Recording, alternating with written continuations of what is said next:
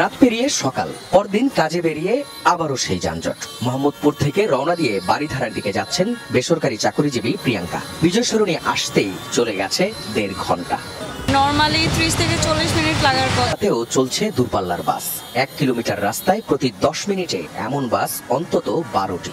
AC গাড়ি দিনের বেলা ঢুকতে পারতো না, নন এসি গাড়ি ঢুকতো। এখন ঢুকতে পারতো যে সকালে গেছে দিক দিয়ে 2টা 3টা গাড়ি।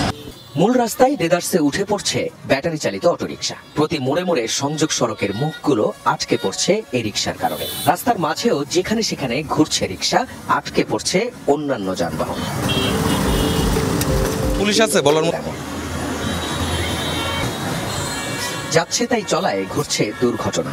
আরে শুনে না তো কথাবার্তা, মামলাটা। এছাড়াও একই পথে চলছে পাতাল মেট্রো রেলের কাজ। রাস্তার অর্ধেক বন্ধ সে কাজে। সরু পথে যান চলে ধীর গতিতে। ততক্ষণে